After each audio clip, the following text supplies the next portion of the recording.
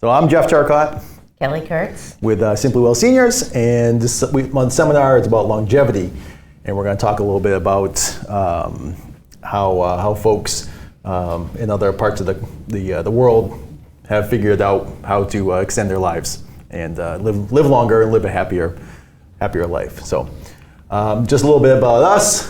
This is the Aging Well seminar series that we've been presenting each month here at the Fidelity Bank in Leominster. It's second Wednesday of every month, except for October. It's going to be the third Wednesday. We're going to be gone. So. Yeah, we're going to be in Oklahoma City doing some more training for the seniors market that we're specializing in. So it's our annual conference in Oklahoma City. So we're excited to be part of that, to be able to bring back some fresh ideas for all of you and really enhance some of these seminars into next year. So we shared this with you last time as well. This is a little bit about what we do and how we do it. Really three different pieces to our business: Simply Well, Simply Organized, Simply Well Seniors, and Simply Well Move Solutions. You've all seen Kelly's car. You didn't see that last time. No. There. It's Jeff's new audio-visual enhancements. If you see that lingering too long at Home Goods, just chase her away, okay? But I'll let Kelly go through a little bit about each of our divisions. Yep. So as most of you know, the Simply Well, Simply Organized, we specialize in downsizing, decluttering, helping people with donations, estate sales, those types of things, consignment. Usually we start with folks a year or so before they're ready to move to try to start the process, because we know that families think it might just be a weekend, let's get a dumpster and get everything done, but it takes a lot longer than that because there's a lot of emotion tied to things that we own and that we've kept for years. So that's our one leg of the business. The Simply Well Seniors is more of our real estate division, where we help out with professional staging, interior cleaning. We use for professional photography, open houses, coordinate all the showings. We also help with the junk removal, the estate liquidation, helping folks decide what repairs might be most beneficial for their homes before they sell, to get the most money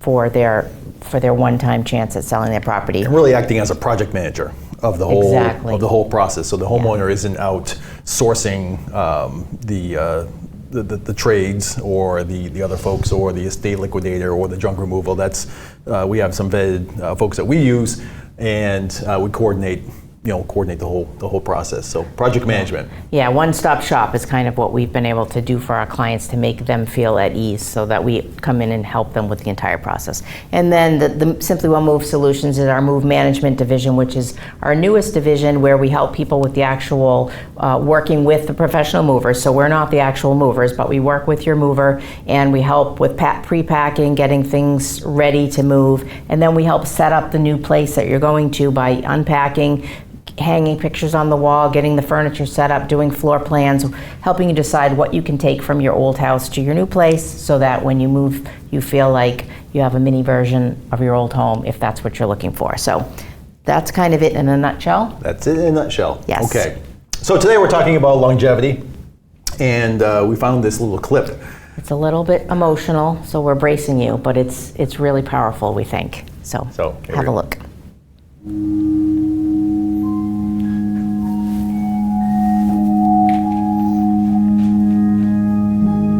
What will your last 10 years look like? Will you be quick enough for a game of tag with your grandchild? Strong enough to embrace every moment?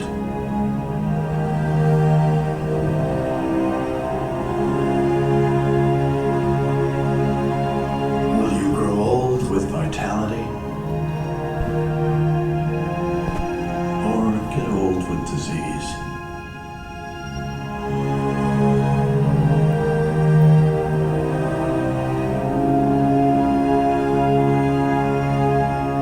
It's time to decide. So it's your decision, mostly. Not always, we know that, but we're hoping that some strategies that we'll talk about today and some of the things that you can control can help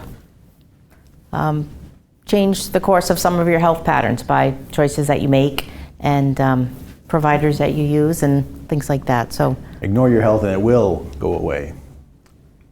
So, that was a little much. that was a downer. I'm sorry for We're that. gonna pick it back up again though. Here we go. saw that and we thought it was really, It's powerful. But what we're talking about is the boomer generation. Folks born between 1946 and 1964, we're kind of on the cusp of the boomer generation. We're Yes. the next, what is the next generation? The Gen boomers X, and I think. Gen X. Gen X. Gen X, We're yeah. Gen X. We're Gen X. Yeah. So some of the things that define the boomer generation, they're computer literate. Retired when they want to retire between the ages of 42 and 78. Some are anxious about retirement. They're able and willing to buy help, so they don't have to do everything their own if they choose. They want a more simplistic life. Some boomers like to spend, others like to save. Not the boomers I know. They like to save, but some like to spend as well. And some are so sandwiched between still having adult children or younger children and grandchildren, and some have older parents. If you're in the 64, born between 64, you may still have older parents that you're caring for. So, some of the statistics that boomers, they say they want to serve, they want to be involved. 1.1 million baby boomers have traded jobs in the corporate world for work at nonprofit organizations. That's a interesting statistics that they're moving into something that they're going to give back. 3/4 of the 78 million boomers plan to work after retirement, and half want jobs that help others. That's a great statistic as well. Just giving back. So, number of volunteers. Projected in 2030 will be over 77 million. That's a big workforce, actually, and it's just growing because more folks, this boomer generation is aging and it's becoming the largest demographic. And it's one of our fastest growing natural resources. That's kind of a neat statistic. That's a natural resource. We have all kinds of people that want to do some things. So that's really, those are really great statistics. So, like we said, this natural resource of folks that are aging and getting older want to continue to get older and want to reach that 100-year mark, maybe, possibly. They can do it healthy and they can have a good quality of life. Right? Then a More lot of people are like to doing do it. that. Yeah. So we have today with us Dr. Tatiana Hamawi, a direct primary care physician, and she can talk a little bit more about what that's all about too. But she's going to help us go through a little bit of this information, this dialogue that we'll have together. So I'll introduce Dr. Hamawi. Come on up, doctor. Yeah. We didn't know if you wanted the step stool. If you want to sit in the chair, you can, but you can stand too. It's up to you. We're going to have a seat. I think I'm going to sit, yeah. Yeah. Okay. Hi. So maybe you can start by just telling folks a little bit about what you do and how you're different than a traditional physician. All right, so I am a board-certified internist and a pediatrician. I've been a doctor for at least 30 years, and I've been in private practice for 22 plus years.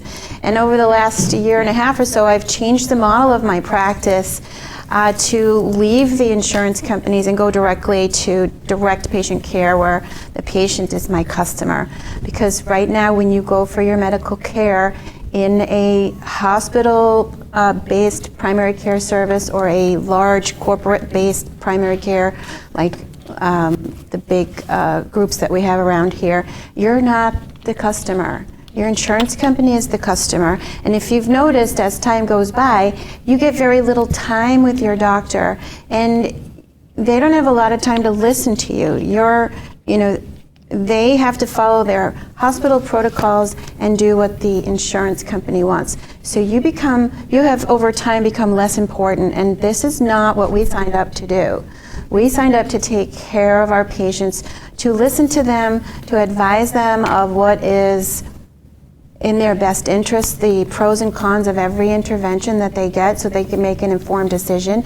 And right now, the way the state of medicine is, you don't have that. You don't have time. You get about 8 minutes. Mm-hmm. So We've changed it, we've kicked out the insurance companies, and we're directly dealing with the patients, and it is a beautiful way to take care of them, and they love it. So if you look at the example of you want to maintain your home, okay? So you do preventative maintenance, and you keep track and you check up on things. You don't just wait till the furnace breaks down to call the repairman or to have a checkup. The furnace needs to be replaced. So when you do that kind of preventative maintenance and you keep up with it, then you're not going to the doctor saying, oh, now all of a sudden now there's a fire and we need to put that fire out. Now there is a need for that, to put the fire out when the fire happens, but when you're doing preventive maintenance, you're going to extend your life. Right, but the way their system is designed now is to treat you when you're sick. You don't have to pay anything. You have this high deductible, and it keeps people home until something finally gets too bad that you're willing to pay to go to do the medical care. It's not designed in incentivizing you to go to your doctor and talk to them when something is early. And it's also paying for things that should not be insured. I mean, it's insuring things that should not be insured. Like, you don't insure the regular maintenance of your house. Mm-hmm. You insure if there's a flood or a fire. Can you imagine how much your house insurance would cost if it insured all this maintenance? So why does your primary care need to be insured? Your health care costs, your monthly payments are so expensive because of that. And we have answers for that. It's a different way to look at it. Yeah. Absolutely. So, full disclosure, Dr. Hamawi is our doctor. Yeah, we recently switched over to her. We loved her concept and we're feeling very frustrated with exactly what she's saying. Going to the doctor once a year for your physical, and you get, a height, a weight, a blood pressure by a medical assistant who's typing on the computer, what medicine are you on? Fortunately, we're not on any, so that part goes fast. But then the doctor comes in for 2 seconds, asks you the same questions again, and you're on your way.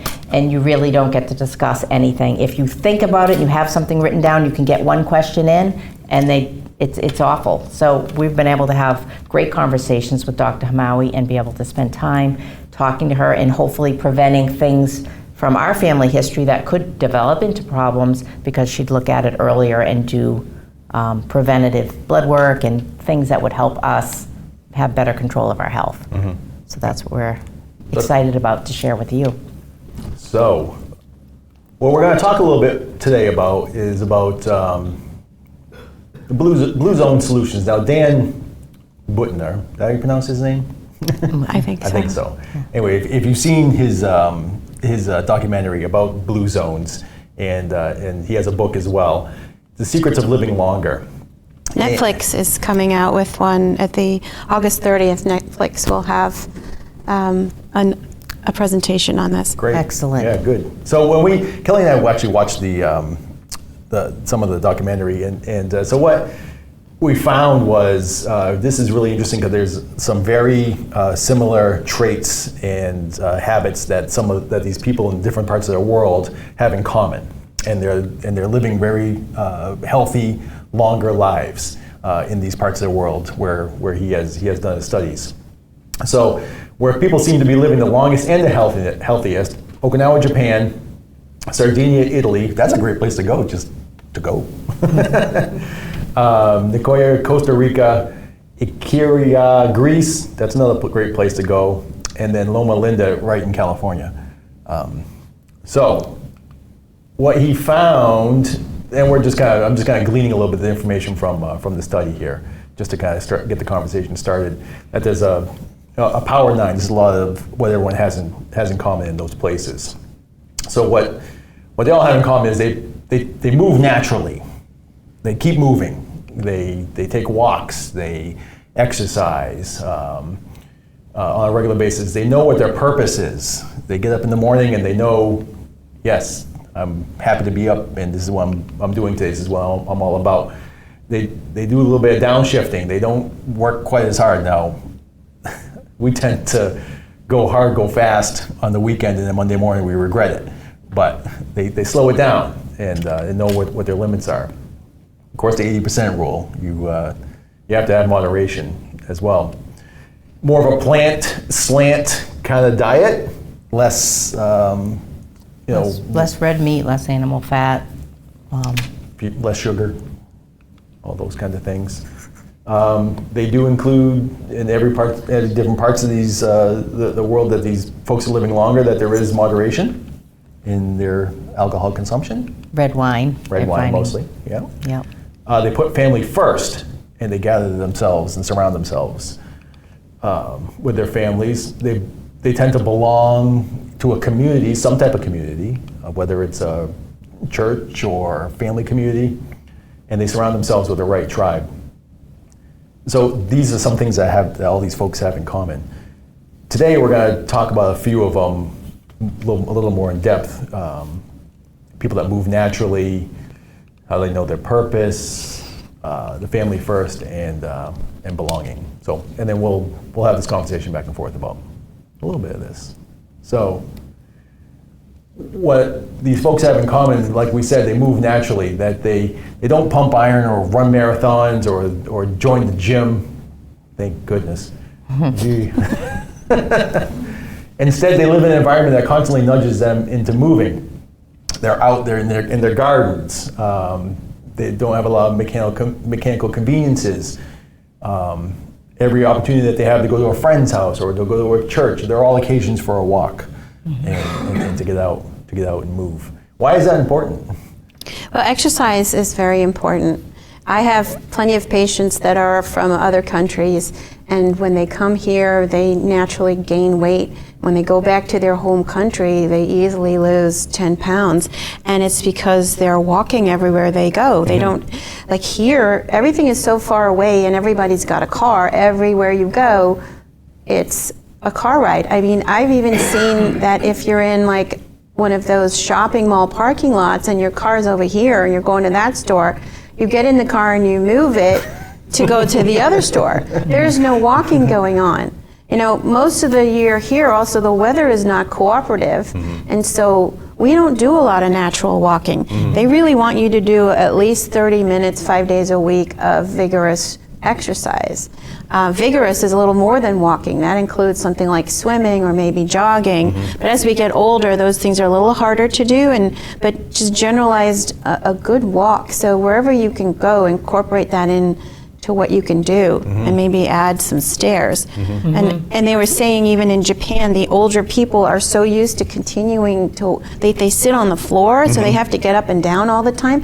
So they maintain their muscle mass because this is part of their natural life. Right. Absolutely. Right. And some strategies just for us to incorporate into our everyday life are things you probably already know, but parking your car furthest away from the grocery store, so, from the door, so you have to walk a little further with the cart. In doing whatever errands, taking a walk around your neighborhood, walking around your driveway, even if you have to go up and down it 5 times if your road's too busy, things like that, just to get a little bit extra, even if it's not necessarily the 30 minutes of continuous, breaking up small little chunks of time during the day to be active. A lot of times when we think of retirement, we think, I can't wait to just sit in my recliner, or I'm going on vacation, I'm just going to sit and do nothing. But when we sit and do nothing, we all know when you get up, your hips can be tight, your knees are tight. It takes you a few minutes to get moving. And so trying to break it up, even if you are sitting every hour, get up and walk around, even if it's for a few minutes, just keep going. And it has to be, you have to think about it. So you have to add it into your routine, because like you said, our society is that we get in the car and we just sit. Yeah, and sometimes you actually have to schedule it, because especially if you're younger and still working, you've got to put it in your schedule and protect yourself from other people taking that time. Oh, can you do a meeting? Oh, say no, that's my time, and I'm gonna protect it. And it's easier to do it early in the morning, because trying to fit it in at the end of the day, there's too many people trying to invade that time. So get it in early when everybody else is sleeping. Right. Yeah, there's less excuses usually first thing in the morning than as the day progresses. It's true. One thing I did yesterday, and I'm not great at getting the exercise every day. I used to be, but same thing, let things slide, busy. But I had a call I had to get on yesterday, a Zoom call. So I went down on the treadmill and I put my iPad on that and listened to the conference call while I was walking. And I thought this would have been so easy not to do, but it really was easy to do. And if you can just incorporate the little nooks and crannies of your day into doing something active, at the end of the day, you know, when I look at my Apple Watch and I say, oh, I didn't get anywhere near enough steps today. But when you look at it and your rings are closed, if any of you have these or no, it's an accomplishment like, oh, I was busy today. And you don't mind that someone can see your watch. But like today, I'm like, yeah, it doesn't look too good. Cover it up. You want to really, you feel better if you're active. So. Okay. The other thing that these folks have in common is they know your purpose. The Okinawans call it ikijai. I'm probably pronouncing that incorrectly. Translates into why I wake up in the morning. Why do I wake up in the morning? What is it that I have purpose for today? People have something to live for just beyond work. I get up in the morning because we need to work. So that's some of our purpose. But others in these other communities get up in the morning because maybe they have another parent that needs their attention, or they have children that need their attention, or grandchildren that need their attention, and that's their purpose.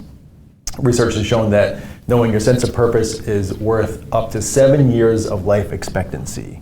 So people that have a purpose, know their purpose, are living 7 years longer than others that don't, are just getting up. So I think this is a danger as you get older, especially in our society where the older person is usually estranged from the family.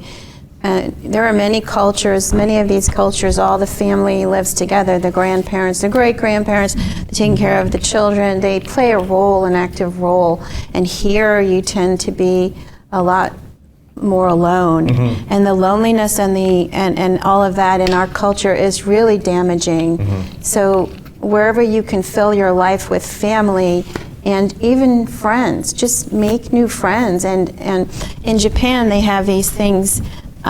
Is that one of your other subjects, the mogai? No. So they have groups. When they're young, they match these people up into groups of like 5 kids, and they pledge themselves to each other as long life friends. And you know, they've been friends for 90 years by the time they get to be in their 90s, right? And you know, when there's a tragedy in the family, somebody from that friend group can step in. So they've always got somebody in their life to count on. So it's very important to be part of something like that where you can have a purpose, that you're getting up and you're providing help to some other person, but also to surround yourself with people like that so that you have the support. And as we get older in our society, we just lose our purpose, and that's very sad. Right, yeah. The benefits of helping, being a help to someone else is the longevity piece of it. When you think about it, it's not because you want someone else to take care of you when that is further, but you hope that happens. That is going to happen when you have these people surrounding you. But you get the benefit of being the help and having a purpose. Right. Yeah. Some other traits that are common: family first, and we're from families that have that in our, ingrained in us. Others don't, which is unfortunate sometimes. Successful centurions in these blue zones put their families first. They keep aging parents and grandparents nearby, or, like you said, in their home. They're all together. And we see families like that in other cultures, which also lowers diseases and mortality rates of their children as well. They commit to a life partner, which can add up to 3 more years of life expectancy when you have a partner that you're committed to. And they invest in their children with their time and their love, which makes the children more likely to be caretakers when the time comes. Although I'd like to have a contract with one of my children. I'm gonna pour into you with some hope. No, I'm being funny. But why is this important? Why is it keeping the family first? We're a society of me first, and that doesn't seem to add to longevity. Well, a lot of it has to do with what we just talked about, which was purpose, and then it's loneliness so that you're not lonely, but also someone looking after you and you looking after them, keeping them away from the dangers of what shortened life, you know, keeping kids away from using drugs, keeping people from using too much alcohol. You know, having a close-knit, supportive family brings joy, brings happiness, all of those things. Yep. Helps you laugh and smile. Laughter is always good, right? Absolutely. Yep. Even when we're in the middle of the chaos. Yeah. Right. Sometimes the family gatherings are chaotic. Yep. But it's fun. But it also means that you have to be a good person and learn how to get along. So you have to be yourself, congenial, very nice, not difficult to get along with, and in order to maintain these types of relationships. This is true. Yes. If you're someone that's combative and Resistant or critical. Yeah. Yeah. That's you're not gonna. Family's not gonna want to gather around you very much. But that takes some work too. Yeah. Yeah. Some people it doesn't come naturally to them. So. Okay, we did talk about the right tribe. You touched upon the Okinawans creating that The Moyas, yeah. Yep, the Moyas, group of 5 friends that commit to each other for life. I found that piece of the study extremely interesting. That those aren't necessarily family members. No, they're not at all. Yeah. They build them from scratch. And you know, I don't know, in our society everybody's up, moving, and they're living in some other place, and I don't know how that you could do that here, but over there they stay in the same community for all those years. But I still suppose if you commit, if you create something like that here, and it's never too late to create that. I don't think you have to create that at birth. You can create that when you're older. Say, hey, you know, we've got another 10, 15 years. Let's make a pledge to each other that if something happens, we can help each other. They even used to do it financially, that the whole town would chip in to help somebody build a house or something. It was good for the community. Yeah, that's it's very different than what we typically do here. Most people are lucky if they have a couple of long-term, lifelong friends that you still touch base with. You might have friends from college or friends from your childhood. You might have friends when your kids were growing up, but then you've lost track of those people. So depending what chapter or stage you're in your life, you have different people that come in and out, which is natural, but it's nice to see to know that you have that solid foundation of somebody. I think some people think they're too old to make friends, and I don't think that that's true. I think at any stage in your life, you come across, if you engage in social activities, you can meet new people, and they can become friends in your life, brand new, you know? I just made a brand new friend a year ago. She's now a BFF, and then just last week, another one. And Great. so, you know, it's very important, and it's never too late. That's a myth, you know, that you can't make new friends. right. And we all have friends that we've had for years and years and years, but I could probably only count on one hand people that I could call up if I was in real desperate need that I could actually count on. Other than family. Yeah, other than family. Yeah. And that's hard to foster often, you know. But these other communities, they figured it out because they know it's beneficial. Well, it's culture there. Here, it's going to take a little effort, but it's not hard, and you know that your real good friends are the ones that are going to help you when you need it. Absolutely. Yep.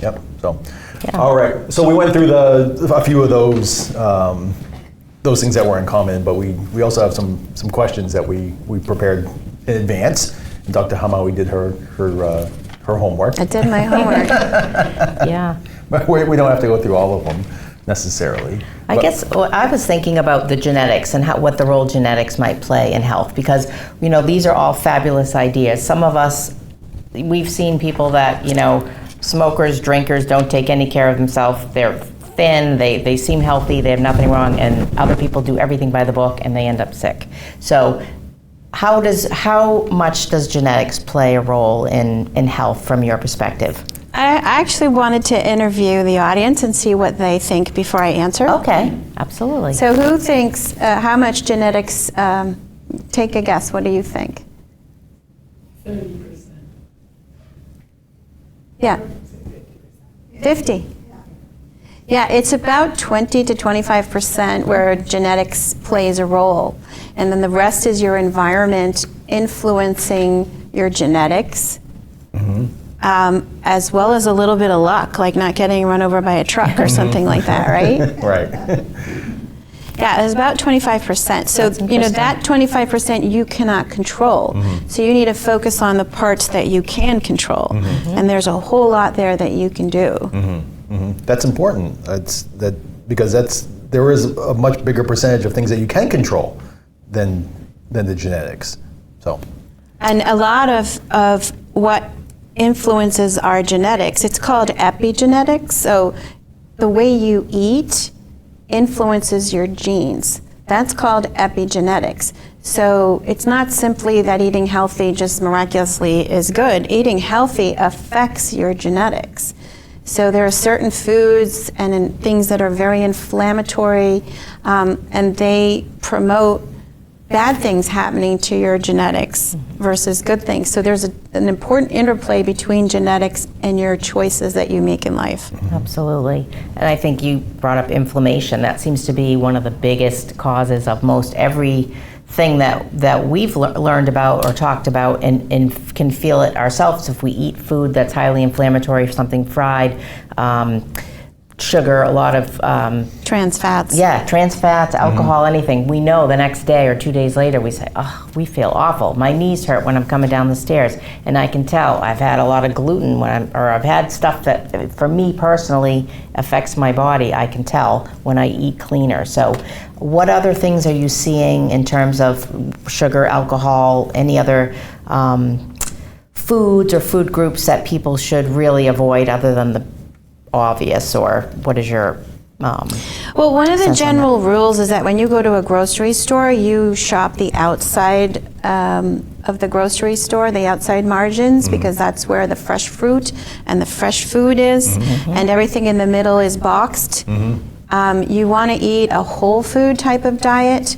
where the food looks like the food, looks like food. It doesn't look like something manufactured. So you want to eat chicken, you want to eat your fish, you want to eat a whole vegetable, not necessarily go and buy processed or shakes or things with lots of ingredients. You also want to avoid ingredients that you can't pronounce. That's one way to go by it, but a lot of them, they're just chemicals. Like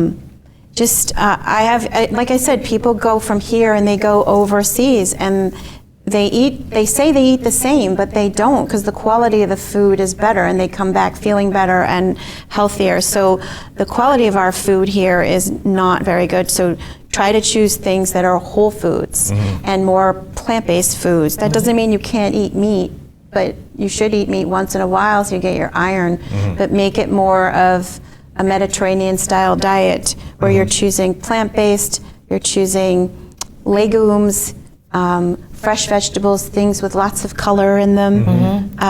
Those are all healthy and have vitamins and antioxidants that help you to not influence your genetics badly. Sure, absolutely. Yeah, we've often learned about eating the rainbow, trying to eat as many variety of things as you can. As you're saying, fresh food. This time of year is the best time for getting fresh fruits and vegetables, farmers markets, all that type of things. We find with seniors a lot of times, if they're just cooking for one or two, it's the natural tendency is to want to buy a frozen or processed food that's easy to prepare and easy to store. So sometimes cooking fresh and whole foods can be a little more difficult, but there's a lot of resources out, a lot of great cookbooks, a lot of great ways to cook and prepare meals for a smaller party, for one or two people, and to have some leftovers. But making the trip to the market a couple times a week gets you more walking. If you park farther away and get in, you can prepare the food just for that day or the next day, and it gets you a little more active to be out. So I think if you're able to do it, cooking locally and in season can be very beneficial.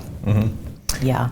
I know we also had a question about some advice for folks that might have dietary restrictions or allergies and that kind of thing? So certain diseases, especially if you have intestinal diseases, Crohn's, ulcerative colitis, maybe you have an irritable bowel, your diet's going to be restricted.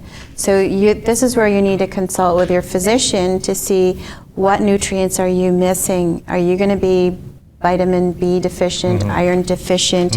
You need to coordinate with a provider who can advise you on how your diet is missing things. Those people who have to follow gluten-free diets, they can seriously have deficiencies. They need to be monitored and have their different nutrients checked. So you need to coordinate with your physician on that. Okay. Absolutely. A physician that you can actually see and talk with. Yes, one that you can talk with, one that has time. Right.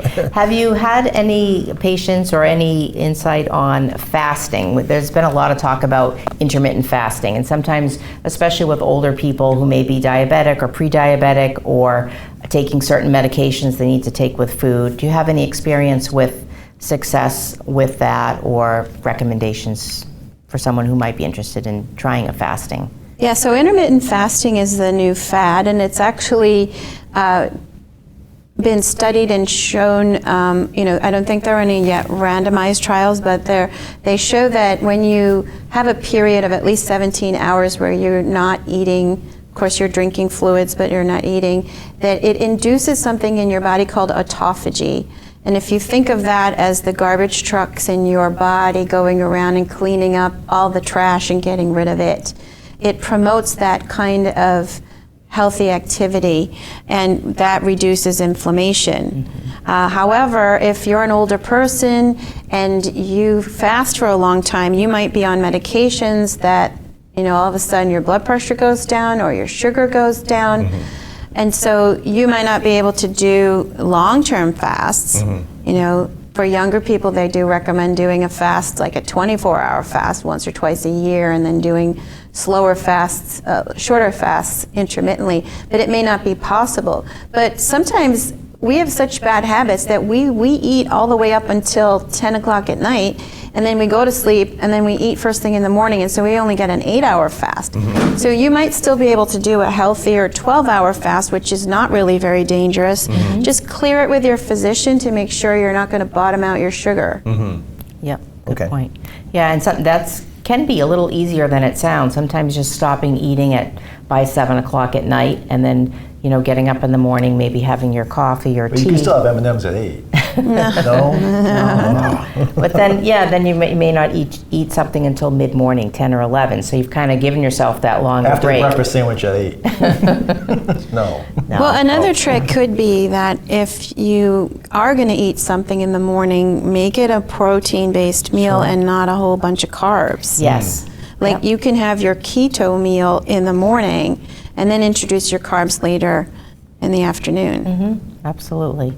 Yeah, because sometimes the natural thing would be reaching for a muffin or a bagel or a bowl of cereal that's all carbohydrates. So having something more It still protein-based. depends if you're diabetic and on insulin. Absolutely. You got to check that. Yes, so that's everybody's individual in that. We're not trying to tell anyone to switch up their diet without really looking at your specific situation. But those are things that some people have found helpful in helping with healing and inflammation.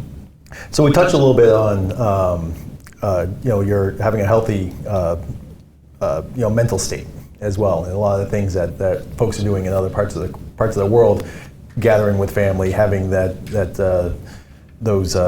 5 or 6 people around them, staying active, that kind of thing. What does mental health play in longevity when people are either ignoring it or loneliness and isolation?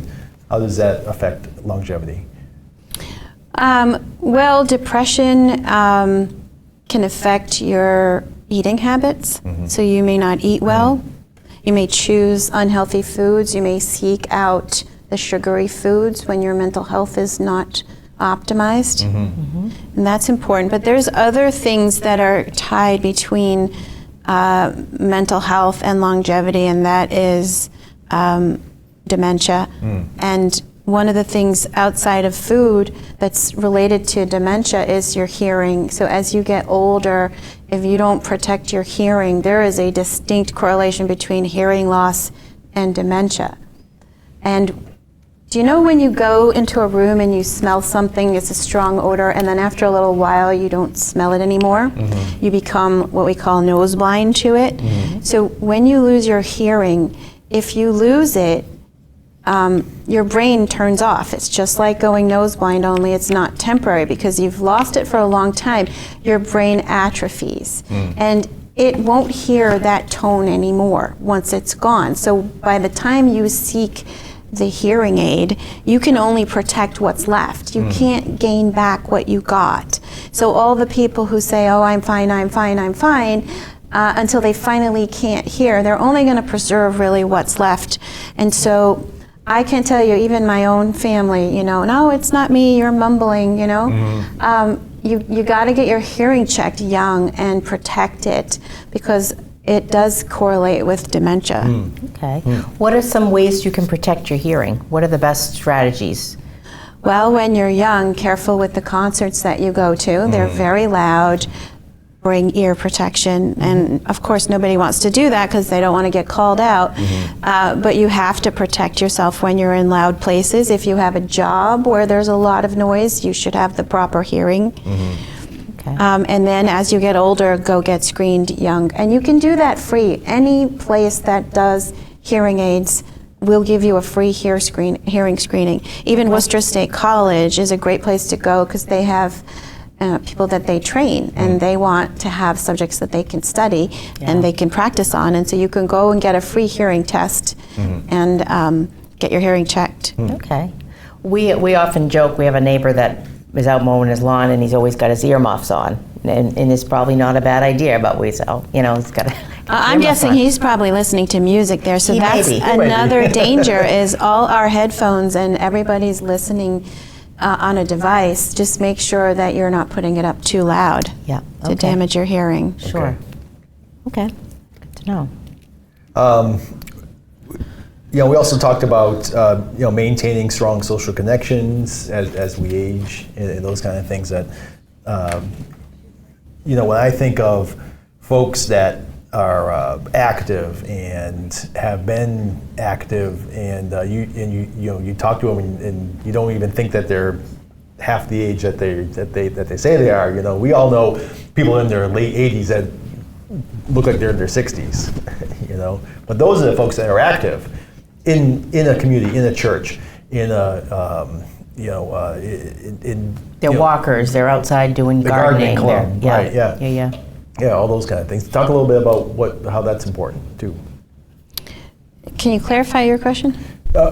Staying active in strong social connections, in having those, how that really assists in the longevity. So, all right. So when we get older, our muscles can atrophy, just like we talked about the hearing. It's called sarcopenia, and your muscle mass decreases. So if your muscle mass decreases, you start not being able to lift things heavier, and you end up in this perpetual cycle of just dwindles, the dwindles, you know? And so if you don't use it, you lose it. This is a saying. I mean, they have sayings for reasons. We learn over the centuries of, you know, what's important. So if you don't use it, you lose it. And I don't want you to believe that when you're older, you cannot. They just had another Netflix documentary. Do you remember Diana?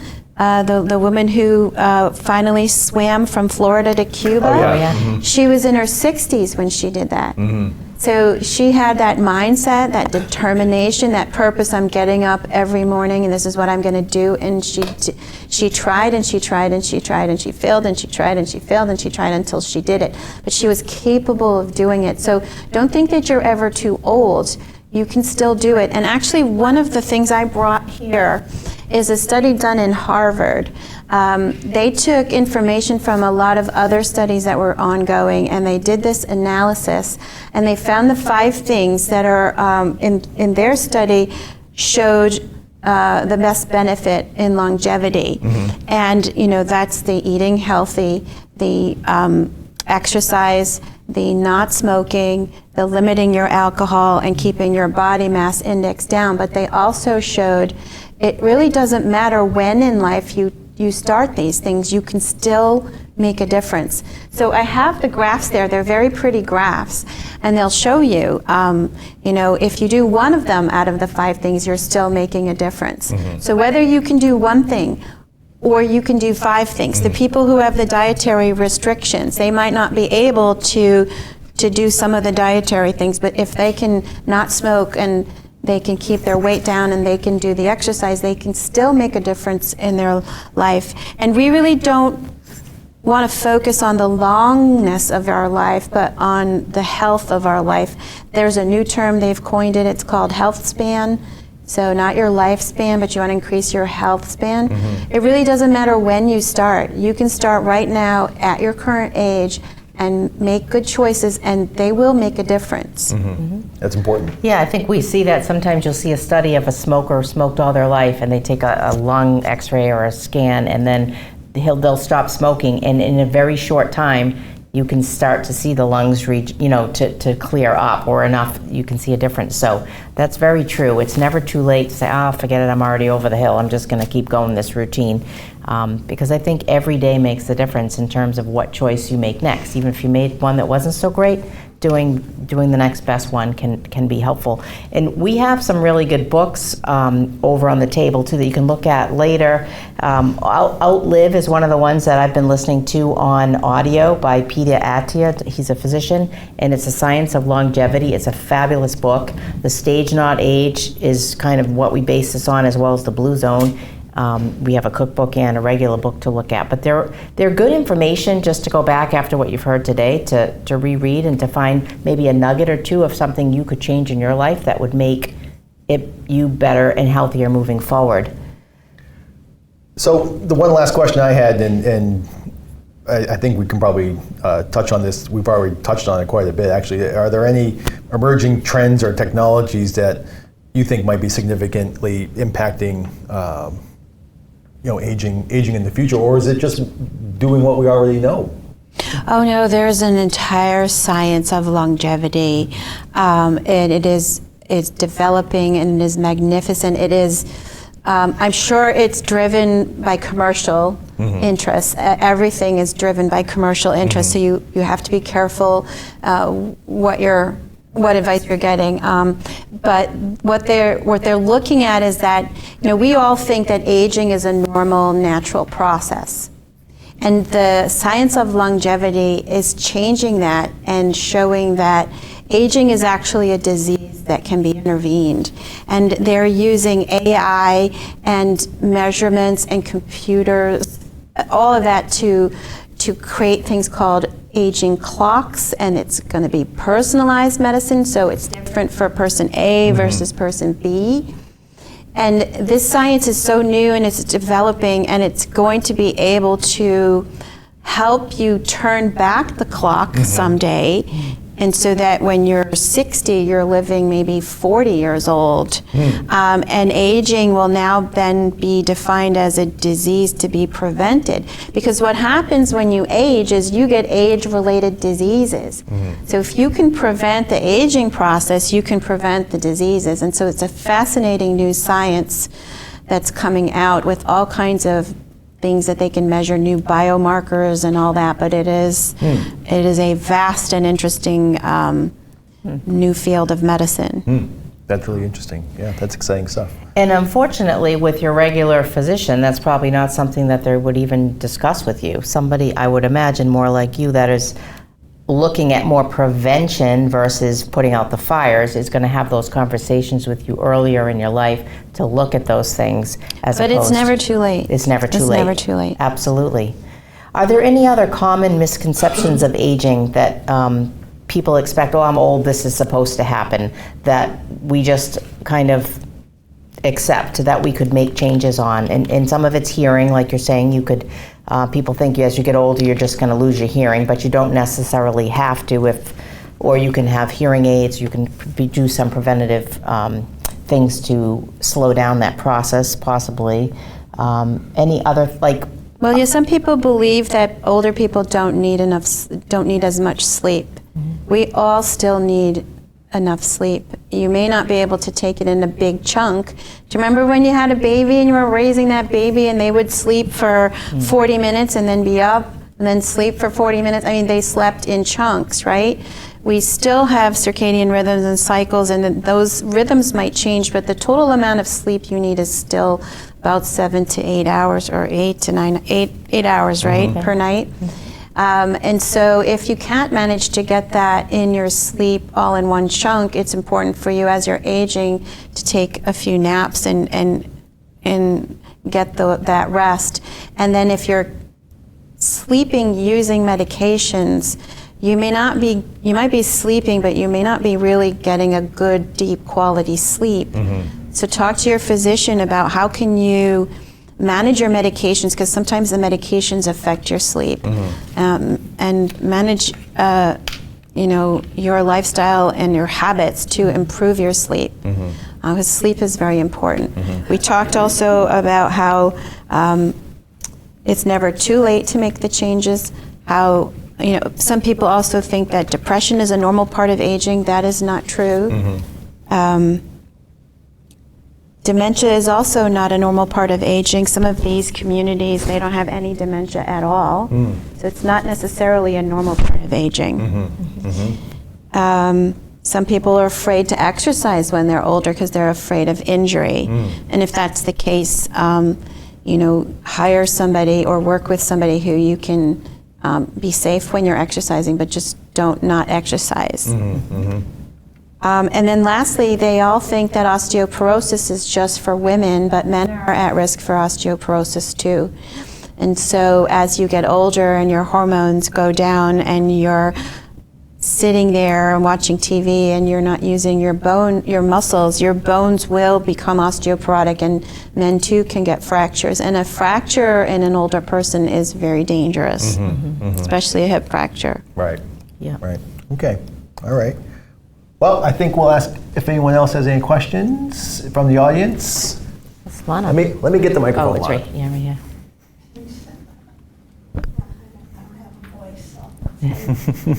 It's not gonna project your voice, but it will pick it up on the audio. In regard to the hearing, if you have a hearing aid, which is not a natural form of hearing, will it prevent the atrophy of your brain by using it? Yes, because it continues to submit the signals to your brain. It's actually your brain that hears, not your ear. And so if your brain is getting the stimuli, it will not atrophy. Okay. So the hearing aid is good. So if I start going deaf.